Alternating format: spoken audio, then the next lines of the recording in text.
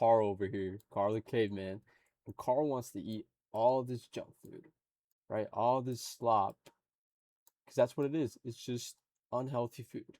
And Carl devours everything here, right? So now Carl is fat. What? He's fat? What? Yes, he's fat. Surprise, surprise, after eating all that, right? After eating that for months, right? And now Carl wants to lock in, right? He wants to lose the belly to impress the ladies or whatever. He just wants to lock in, right? He wants to look better, feel better.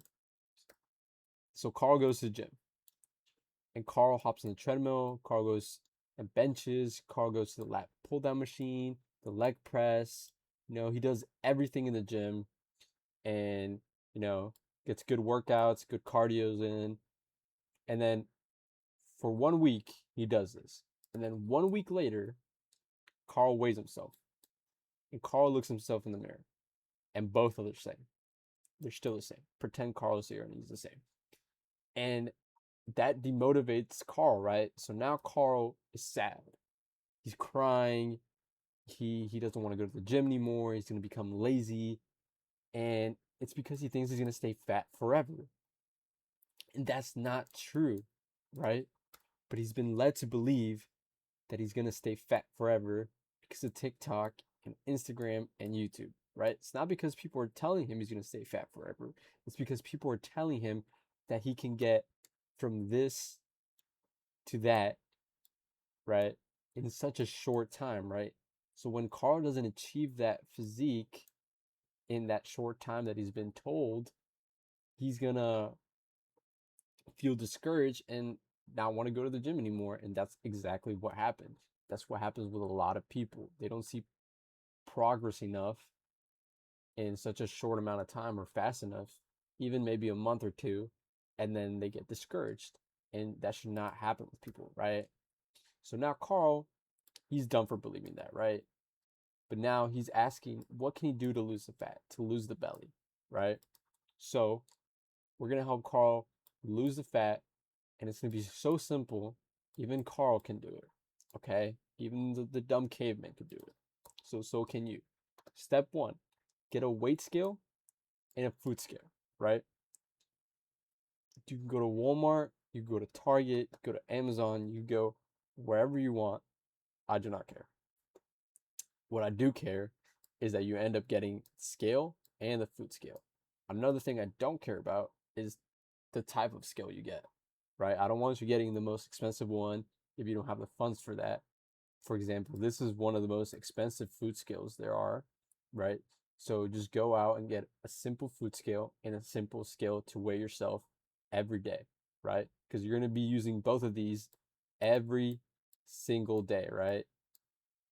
Change exchangeably, right? And step two now is going to be to weigh yourself, right? Carl is weighing at 145.8 kilograms, which is a lot. And yes, Carl is very fat, but that's fine because we're going to change that. Step three is know your height, right? A lot of people don't know their height, maybe, or might not have access to this. So use whatever you can to find out what your height truly is, or roughly what your height is. And be honest, no one's gonna check to see what your height is in the following steps, right? And by the following steps, I mean step four, which is a food tracking app, right? So I personally use Chronometer, and Carl's gonna use Chronometer, but you can use any app you want to track your food, your weight, whatever, right? So step five now is to set up the food tracking app, right? And it's going to ask you all these to input at the start, right? And this is where I told you the height and the weight from the earlier steps. And please do not lie on these. No one's going to see this, right? So after you input all of these, right? Well, one step before that is the desired activity level. This is going to be very important. And yes, we're going to yap a lot real quick. And there's a lot of information for a good reason, right? So, first of all, when you're calculating your maintenance levels, you want to include the activity level you plan on doing when you lose the fat, right? So from that alone, you can see where I'm going for this, because I'm just going to be repeating myself again, but in simpler words. So for example, if Carl were inputting his activity level, instead of putting sedentary, right, not moving much, which he is now, like he's been a couch potato and all that, he's going to put a higher tier, right, of activity level, since he's planning on doing more cardio during the cut, right? He's not planning on staying on the couch. He's planning on going on runs, on walks, lifting rocks, doing caveman stuff, actually moving outside of his cave. In your world, it's going to be going outside of your house, going on walks, going on runs, doing any type of cardio, right? So the reason for this is because you don't want the app calculating your maintenance for when you were sedentary. Instead, you want it to calculate your maintenance when you are doing the cardio you will be doing on the cut. This way, the app, right, can get a more close look and a more closer estimate of what your maintenance calories on that more active lifestyle are, right? And then after that, we can calculate how much calories to remove from that maintenance level for the cut, right? So hopefully you understood that. If not, rewatch that. I explained it pretty simply enough for that. Now, step 6 is look at the results and find out what your maintenance calories are, right? So after you input all your macros and apply all the information from our last slide, your app should give you a rough estimate of what your maintenance calories are, right? So Carl's maintenance calories is 4,000 calories, which is a lot, right? So now after you've calculated those maintenance calories, you need to figure out how much calories to subtract from your maintenance, right? And please do not go crazy and starve yourself, right? You want to last for this cut. You don't want to be cheating every weekend because you starve yourself 5 days and then you think you have to give yourself 2 days to, replenish your levels every weekend, right? That is not what you should be doing, and you should not be replenishing for 2 days of every week, right? You should be consistent to see the best results, okay? So for some people might want to follow this, some people might not. They want to be a little bit more customized, but um, this is just a rough estimate. You don't have to follow this exactly, but again, I do need you to be honest with yourself. So if you're significantly overweight or obese like Carl over here, you might want to look into 500 or 1,000 calories below maintenance, right? And then you're going to be losing about a pound or 2 pounds per week, right? Which is a lot. But again, it's not very safe to be overweight or obese. So we should probably focus on getting that down by doing this. Then if you're moderately overweight, you might be looking at, 400, 600 calories below maintenance. And you're going to be losing 1 to 1.5 pounds per week. And remember, this is just based on the calories, right? We haven't included cardio yet. Then if you're already lean or near like your goal weight or athletic, and that's how I used to be when I started my cut, I actually did take 300 calories out of my maintenance levels. And I thought it was really easily to achieve my cut because 300 wasn't too much. And I was losing about half a pound a week to 1 pound a week, right? Some weeks I lost a pound, some weeks I lost less than a pound, it's interchangeably. Especially with water weight, you don't really see results until after 4 weeks sometimes. Um, and again, you don't have to follow this exactly, but this is a good estimate of what your goal should be depending your weight class at your certain weight, height, and your age, right? And your body fat index, right? Because you can be 300 pounds, but you could be lean, right? So you also have to take that into account, right?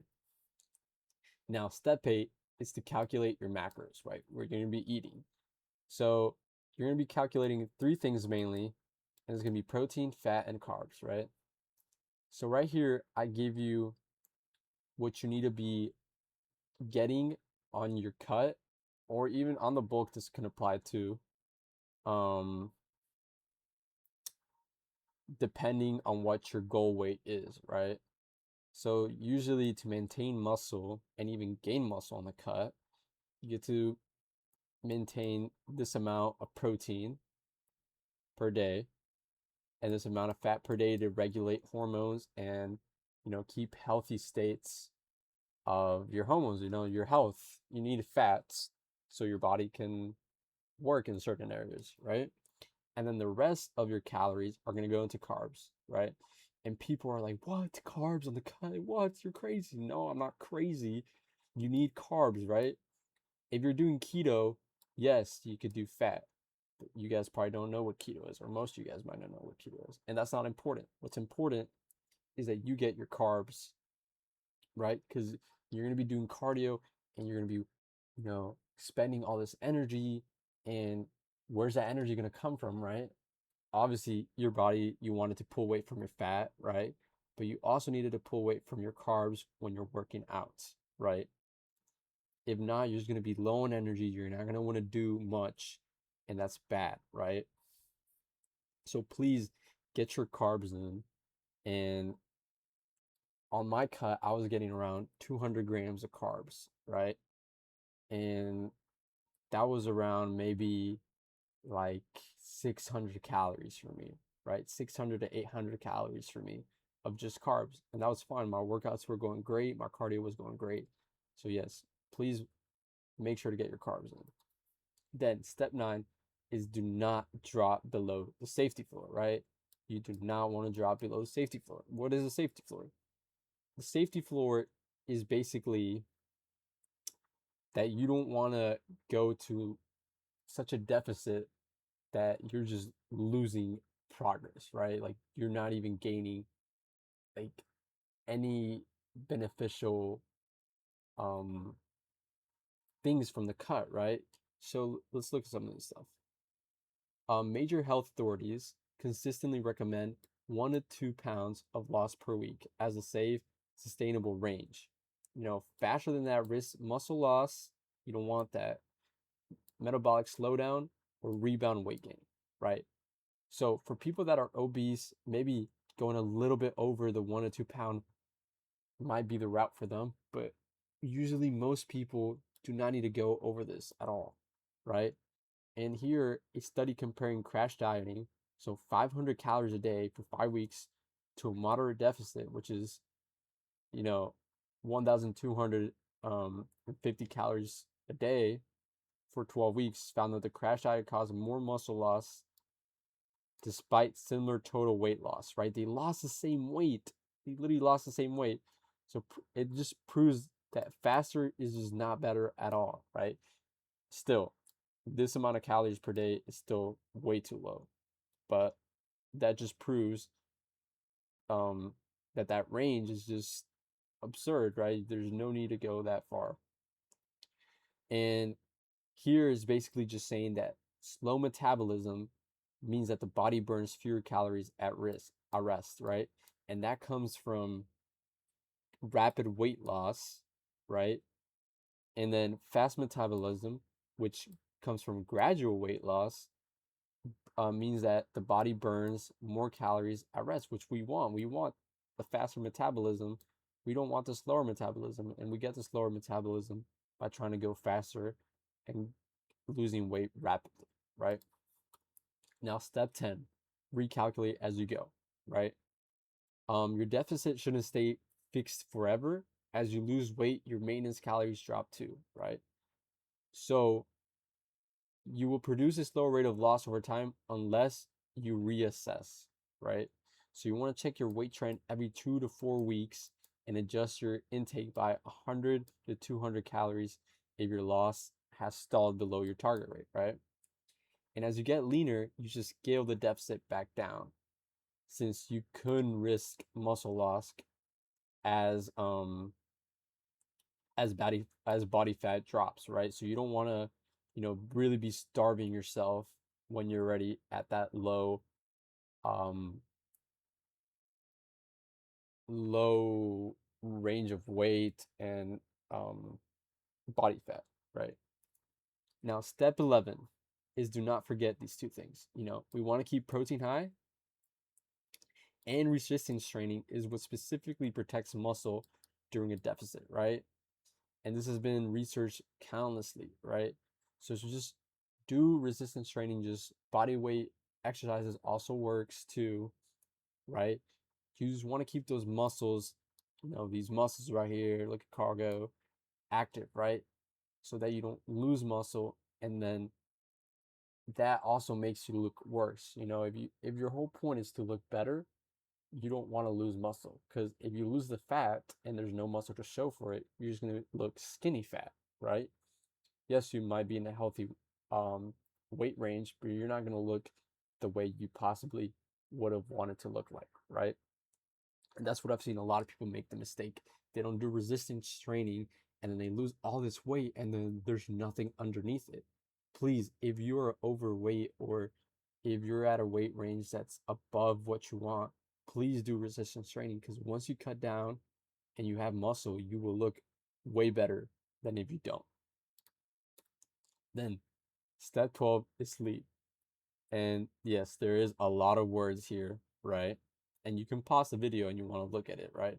But basically, what this is saying is that you gotta sleep, right? Like everyone tells you, you gotta sleep, right?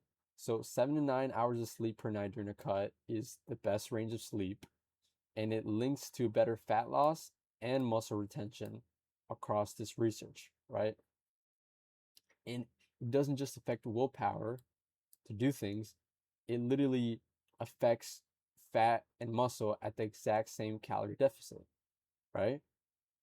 And then some fixes, and I know I'm going fast, but I can make a separate video for sleep if you guys want, is that you need to consistently sleep and wake at the same times. You want to limit caffeine after, you know, early afternoons, and then avoid screens and large meals to bedtimes. And keep the bedroom cool and dark, so blackout curtains, good AC, you know, no screens is a big, large meals, no large meals, no water before bedtime either.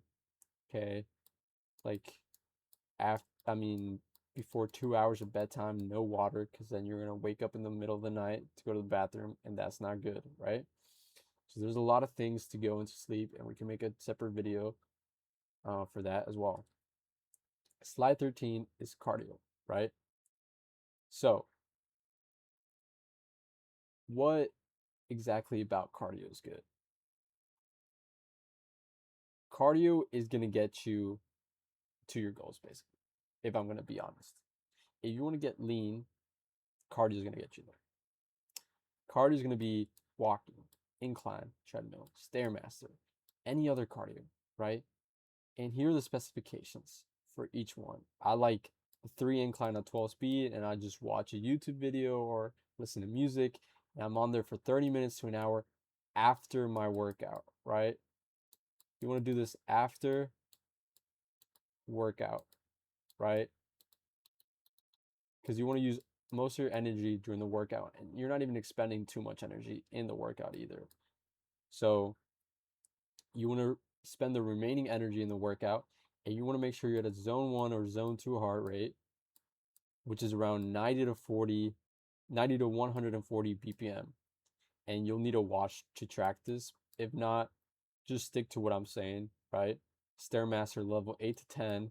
If you're out of breath, you're over the zone 1 and zone 2. So make sure you're not out of breath, and make sure you're on there for 30 minutes to an hour. And then for any other cardio, if you don't have a watch to track it, just again, keep track of your breath and how fast your heart is beating. You can just kind of, you know, BS it there, just get used to it and see if you're breathing fine, then it's probably fine. If you can have a conversation as you do it, then it's fine, right? So you want to do cardio as much as possible and get an equivalency of 10K to 15K steps a day from these, because incline treadmill and stairmaster expend a lot more than walking. So you can do less of these time, right? While still getting the same benefits as this, right? And for some people, they don't like to walk too much, right? Or they don't have enough time. So incline treadmill and stairmaster or any other cardio that goes by faster is the better alternative to walking if you do not have the time for that. Now, step 14 is repeat and resist. Repeat, pretty simple. Repeat everything you do, be consistent. Consistency is key. Resist is temptations. Resist the junk food and resist going out with your friends for drinks and stuff like that. Obviously, that might sound boring, but if you really want to stick to this, then you're gonna have to learn how to resist. You can still have fun without eating junk food and just putting unhealthy stuff in your body and not keeping track of your calories, right? Because once you do this step, once you get lean or skinny, whatever, once, just one time, just once, you'll know everything there is about your body. And you'll be able to calculate the amount of calories you're putting into your body when you go out on a night. And you're going to find out that it's way easier to keep track of everything, keep track of your weight, and not get in that hole that gets you fat. So you get lean just one time, skinny one time, and you can keep it. You really can. You gotta mess it up real badly to go back to this. So just stay consistent for that short period of time. And by short period of time, I mean, it can be up to 1 month to like a whole year, right? For me, it took me about a month, but I was already you know, at a good point, and even that month didn't get me completely lean, but it got me to a point where I was like, oh wow, like I'm seeing a lot of changes, right? But yeah, you're gonna have to put in a lot of work and a lot of time, and that's the hard part. But you guys got it, and I believe in you. I believe in you. Carl believes in you. Subscribe or else he's not gonna do anything, but just subscribe, right? And please let me know in the comments what you want me to go over next. I know I yapped a lot, but hopefully I was entertaining enough to keep you engaged. So, till next time.